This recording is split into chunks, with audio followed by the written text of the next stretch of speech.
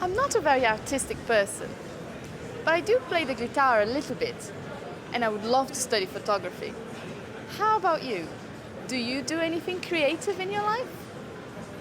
Yeah, we're actually both photographers, and for me personally, I like to try to fuse the art of portraiture and documentary photography at the same time. I draw, and obviously because I do media, we kind of make short films or short music videos which we'll put on YouTube for light entertainment. I used to make all my own clothes. I still do occasionally. I copy a picture in a magazine and make it, but that's not very often anymore. I do. I'm a filmmaker, a student filmmaker. I guess I'm also a composer as well. So I'm currently composing some music for Friends Student Film. I have a band. I play guitar or bass. Yeah, I do a lot of creative stuff in my spare time. I mean, apart from the music, I'm an art student as well. I'm thinking of studying architecture in uni. So, but apart from that, I do a lot of print work, t-shirt designs and stuff like that. Yes, I'm studying art A-level, and I love painting and photography, and I love Photoshop. Yeah, I dance, so I'm a dance maker, which means I choreograph and I also dance. I dance, which is creative. I love to cook, which is very creative. But I suppose my main thing is poetry. I'm a poet. Is there anything or anyone that really inspires you? Opera singers and perhaps Caravaggio and even Van Gogh. Maybe Jason Statham.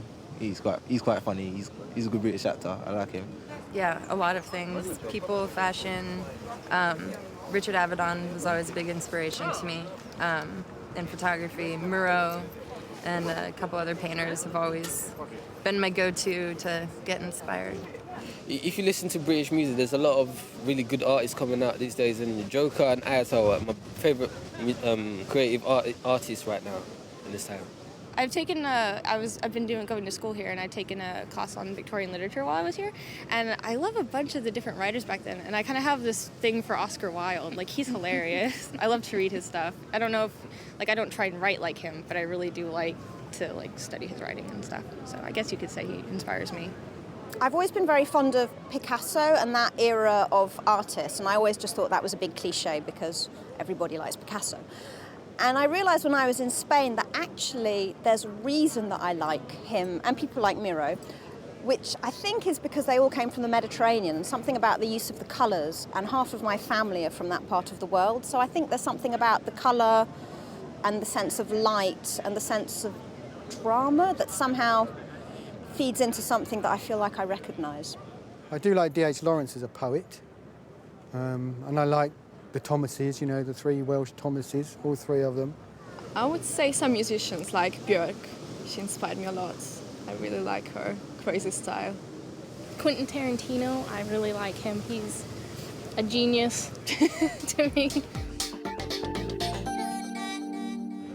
In what ways do the arts influence your life?